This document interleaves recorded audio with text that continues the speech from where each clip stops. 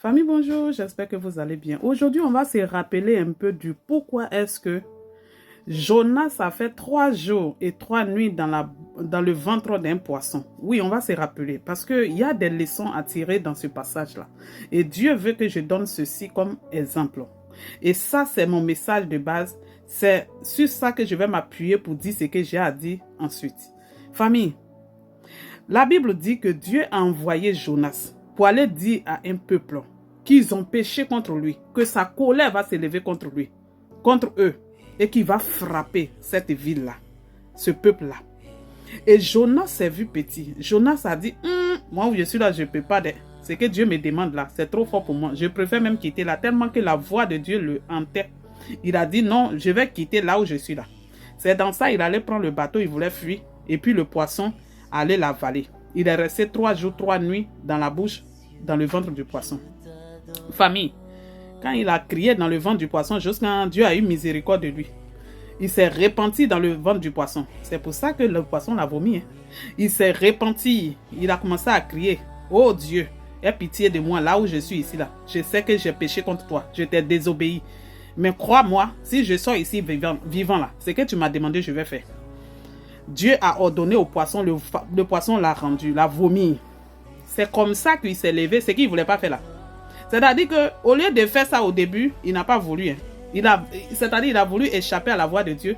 Il fallait qu'il vive cette torture-là avant de comprendre que Dieu ne peut pas le fuir.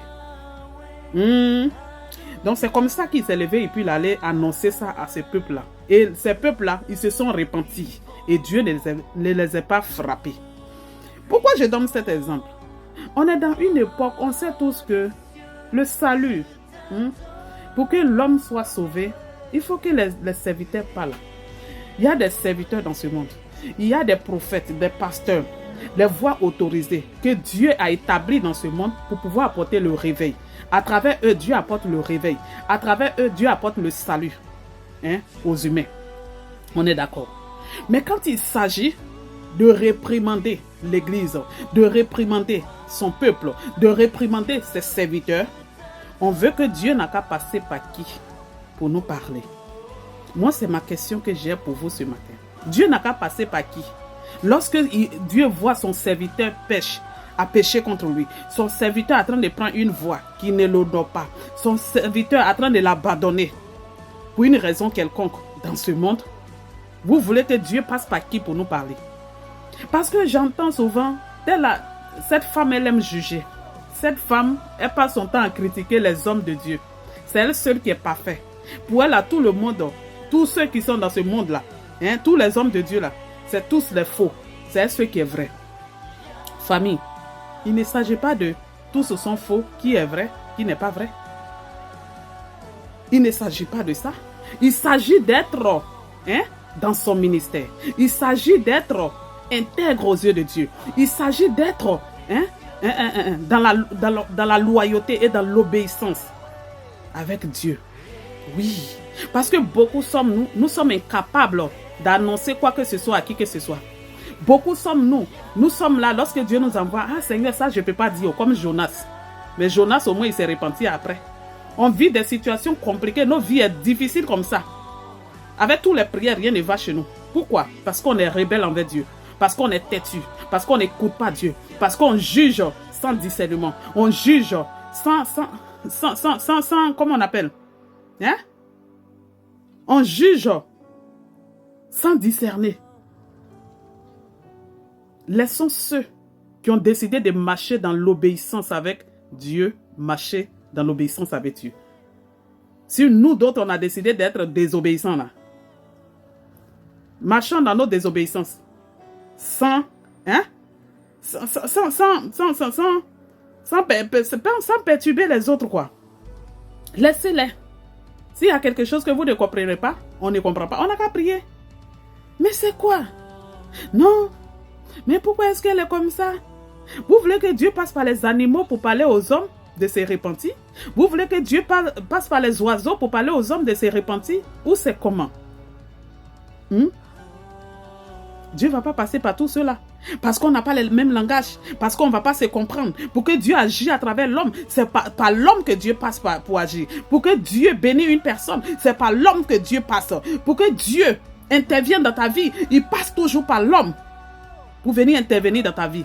Pourquoi est-ce que quand c'est histoire de réprimander, ou bien vous pensez que Dieu là, il est seulement là pour seulement les bisous, il est seulement là pour nous câliner. Lorsque nous faisons les choses qui ne doivent pas, lorsque nous défions, lorsque nous sommes la voix de la perdition des autres, Dieu nous réprimande, Dieu nous gronde, Dieu nous redresse sur le droit chemin.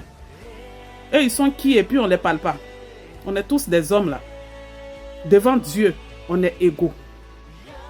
De la même manière, nous voyons notre enfant, quand il fait les choses qui n'est pas bien, on les gronde, on les punit. C'est de la même manière que Dieu va nous punir. Peu importe ton titre dans ce monde, on est pareil. Famille, avant, les serviteurs de Dieu d'avant, ils arrivaient à aller voir comment ça s'appelle là? Les rois. Ils rentraient dans les royaumes sans problème. Ils partaient voir les dirigeants sans problème. Pourquoi? Parce que ceux-là, ils écoutaient la voix de Dieu. Ils écoutaient les prophètes. Ils respectaient les prophètes. Mais aujourd'hui, on a tellement mis ces histoires de classe sociale. On ne peut même plus les approcher. Des gardes de corps par-ci, les gardes de corps par-là. Pour pouvoir t'approcher d'un homme, un chef d'État, pour pouvoir t'approcher d'un homme important dans ce monde, il faut passer par les connaissances. Il faut avoir des relations. Il faut payer pour pouvoir avoir une audience, pour pouvoir avoir ceci. Vous voulez qu'on passe par où? C'est par les réseaux sociaux, nous tous on se réunit. C'est par les réseaux sociaux, nous tous on se rencontre.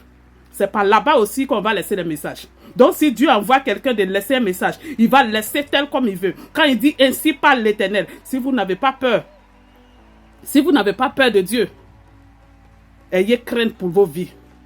Ayez crainte pour vos vies. Car Dieu n'est pas camarade de quelqu'un. Il y a des gens qui ont ramassé les malédictions comme ça, toujours en train d'insulter les autres, toujours en train de dire pourquoi telle personne est comme ça. Malgré que cette personne a dit ainsi parle l'Éternel. Vous pensez que Dieu là, il est là seulement pour nous câliner? Dieu aussi là, il réprimande. Dieu aussi punit. Dieu aussi quand on fait les choses qui n'est pas bon, il nous redresse. Oui, il nous redresse. Oui, n'est-ce pas Élie? Élie qui a prié. Et puis le feu est descendu pour consumer tous les prophètes de Baal. Il a consumé 50 prophètes de Baal en son temps. On en parle? Ah oui, quand on lit la Bible, ça nous incite. Quand on lit la Bible, ça nous encourage.